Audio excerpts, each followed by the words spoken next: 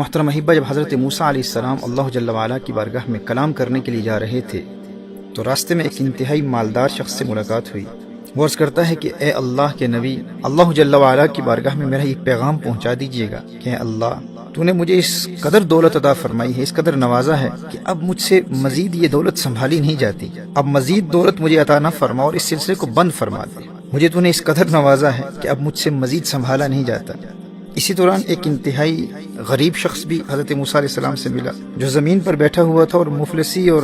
غربت کا عالم یہ تھا کہ سطر ڈھانپنے کے لیے بھی اس کے پاس کپڑے نہیں تھے، یہاں تک کہ زمین پر بیٹھے ہوئے ریت سے اس نے سطر ڈھانپا ہوا تھا۔ وہ بھی موسیٰ علیہ السلام سے عرض کرتا ہے کہ میرا پیغام بھی اللہ جل وعلا کی بارگاہ میں پہنچا دیجیے گا کہ مولا میری حالت بھی دیکھ، تو سب کو نوازتا ہے، مجھے کب عطا فرمائے گا، مجھے کب نوازے گا، میرے پاس تو سطر ڈھانپنے کے لیے بھی کپڑے نہیں ہیں۔ جب حضرت موسیٰ علی نبینا علیہ الصلوۃ والسلام اللہ کی بارگاہ میں حاضر ہوئے تو پہلے اس امیر کبیر دولت مند شخص کا پیغام اللہ کی بارگاہ میں پہنچایا کہ مولا ایک امیر شخص ملا تھا اور وہ چاہتا ہے کہ اس پر عطاؤں کا سلسلہ اب ختم کر دے۔ اس کا پیغام ہے کہ یا اللہ، تو نے اتنا عطا کیا ہے، اب سنبھالا نہیں جاتا۔ اللہ جل وعلا نے ارشاد فرمایا، اے موسیٰ، میرے اس بندے کو میرا پیغام دے دے کہ تو شکر ادا کرنا چھوڑ دے، میں تجھے عطا کرنا چھوڑ دوں گا۔ حضرت موسیٰ علیہ السلام عرض کرتے ہیں کہ یا اللہ، ایک انتہائی غریب انسان بھی ملا تھا اور اس کی حالت تو یہ تھی کہ سطر ڈھانپنے کے لیے بھی کپڑے نہیں تھے، یہاں تک کہ اس نے ریت کے ذریعے سطر ڈھانپا ہوا تھا، اور اس کا پیغام یہ ہے کہ مولا مجھے کب عطا فرمائے گا، مجھے کب نوازے گا، میرے پاس تو کچھ بھی نہیں ہے۔ اللہ جل وعلا نے ارشاد فرمایا، اے موسیٰ، اس غریب انسان کے لیے میرا پیغام یہ ہے کہ وہ میرا شکر ادا کرنا شروع کر دے، میں اسے عطا کرنا شروع کر دوں گا۔ اب فرق دیکھیے کہ اس امیر شخص کے لیے پیغام کیا تھا اور اس غریب شخص کے لیے پیغام کیا ہے۔ وہ امیر شخص کیونکہ اللہ جل وعلا کا شکر گزار بندہ تھا، اللہ جل وعلا نے ارشاد فرمایا اگر وہ شکر ادا کرنا بند کر دے تو میں عطا کرنے کا سلسلہ بند کر دوں گا۔ اور اس غریب شخص کے لیے پیغام کیا ہے کہ تو شکر ادا کرنا شروع کر دے، میں عطا کرنا شروع کر دوں گا۔ اب سیدنا موسیٰ علیہ السلام جب واپس آئے تو اس امیر شخص نے پوچھا کہ اے اللہ کے نبی، کیا میرا پیغام اللہ جل وعلا کی بارگاہ میں پہنچایا تھا؟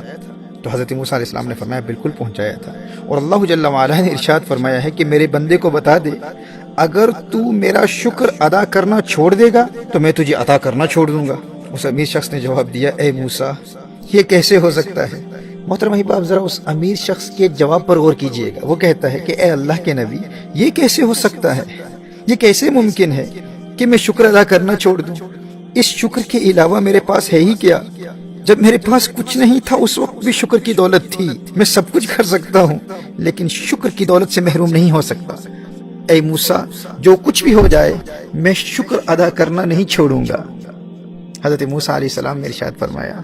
اگر تو شکر ادا کرنا نہیں چھوڑے گا تو اللہ جل وعلا تجھے عطا کرنا نہیں چھوڑے گا، اگر تو شکر ادا کرتا رہے گا تو اللہ جل وعلا تجھے نعمتیں عطا کرتا رہے گا۔ اللہ اکبر۔ محترم احباب، پھر وہ غریب شخص بھی حضرت موسیٰ علیہ السلام سے ملتا ہے اور عرض کرتا ہے کہ میرے پیغام کا کیا بنا، میرا پیغام اللہ جل وعلا کی بارگاہ میں پہنچایا؟ سیدنا موسیٰ علیہ نبینا علیہ الصلوۃ والسلام نے ارشاد فرمایا کہ اللہ جل وعلا کا پیغام تیرے لیے یہ ہے کہ تو میرا شکر ادا کرنا شروع کر دے، میں تجھے عطا کرنا شروع کر دوں گا۔ اس نے فوراً جواب دیا کہ اے اللہ کے نبی، میرے پاس ہے ہی کیا، میں کس بات پر شکر ادا کروں، میرے پاس تو کچھ ہے ہی نہیں، مجھے اللہ تعالیٰ نے دیا ہی کیا ہے کہ میں شکر ادا کروں، میں تو اپنا سطر بھی اس ریت سے ڈھانپ کر بیٹھا ہوا ہوں، میرے پاس ہے ہی کیا کہ میں شکر ادا کروں، اللہ نے مجھے دیا ہی کیا ہے۔ میرے دوستو، جو ہی اس نے یہ جملے کہے نا، ہوا کا ایک تیز جھونکا آیا اور اس ریت کو بھی اڑا کر چلا گیا، جو ریت اس کے پاس تھی وہ بھی چلی گئی۔ میرے دوستو، یہ ہے شکوے کا وبال، جو ہے وہ بھی چلا جاتا ہے۔ محترم احبہ، اگر وہ غریب شخص اس ریت پر شکر ادا کرتا نا تو اللہ جل وعلا اسے کپڑے عطا فرما دیتا، اور پھر وہ اگر کپڑوں پر شکر ادا کرتا تو اللہ جل وعلا اسے مزید مال و دولت عطا فرما دیتا۔ لیکن چونکہ ساری زندگی وہ بجائے شکر کے شکوے کرتا رہا، اور شکوے کا نقصان یہ ہوتا ہے کہ اللہ جل وعلا نے جو دیا ہے اللہ جل وعلا وہ بھی واپس لے لیتا ہے۔ میرے دوستو، اس اصول کو یاد رکھیے گا، gratitude increases blessings and ingratitude decreases blessings. If you thank Allah Jalla wa'ala for whatever Allah Jalla wa'ala has blessed you with, Allah will give you more. But if you're ungrateful and you keep complaining about things that you don't have, then Allah Jalla wa'ala will deprive you of the things that you already have.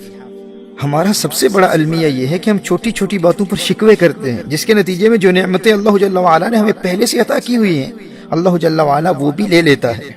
جبکہ اگر ہم فقط ان نعمتوں پر غور کرتے رہیں جو اللہ جل وعلا نے ہمیں پہلے سے عطا کی ہوئی ہیں اور ان پر اللہ کا شکر ادا کرنے کی عادت بنا لیں تو اس کا فائدہ یہ ہوتا کہ وہ نعمتیں بھی محفوظ رہتی، ہم ان سے کبھی محروم نہیں ہوتے جو اللہ جل وعلا نے ہمیں پہلے سے عطا کی ہوئی ہیں، اور اللہ جل وعلا ہمیں وہ بھی عطا فرما دیتا جو ہمارے پاس نہیں ہے۔ یہ ہمارے دین کا قانون ہے، یہ اللہ کا اصول ہے کہ شکر نعمتوں میں اضافہ کرتا ہے، نعمتوں کو بڑھاتا ہے، اور شکوہ نعمتوں سے محروم کر دیتا ہے، جو پہلے سے حاصل ہے اس سے بھی انسان محروم ہو جاتا ہے۔ اللہ جل وعلا نے قرآن کریم میں ارشاد فرمایا لَئِن شَكَرْتُمْ لَأَزِيدَنَّكُمْ وَلَئِن كَفَرْتُمْ إِنَّ عَذَابِي لَشَدِيدٌ۔ اگر تم اللہ جل وعلا کا شکر ادا کرو گے تو اللہ جل وعلا مزید عطاؤں کی برسات کرے گا، اللہ جل وعلا مزید نعمتوں سے نوازے گا، اور اگر ناشکری کی تو اللہ جل وعلا کا عذاب شدید ہے۔ محترم ہے، اس شدید عذاب کی ایک دنیاوی صورت یہ ہے کہ جو تم حاصل کرنا چاہتے ہو اللہ جل وعلا وہ کبھی عطا نہیں فرمائے گا، اس سے محروم ہو جاؤ گے، اور جو پہلے سے حاصل ہے اول تو تم اس سے کبھی لطف اندوز ہی نہیں ہو سکو گے،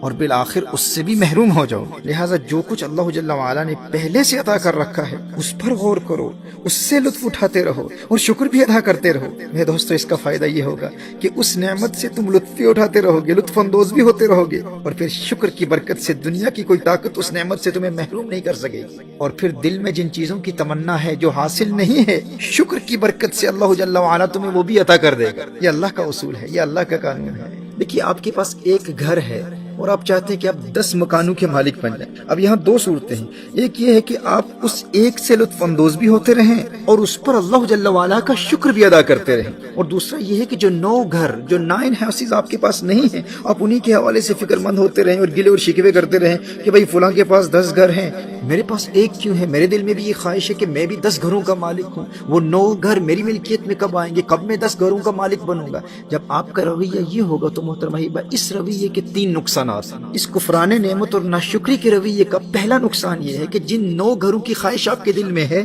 اس ناشکری کی وجہ سے اللہ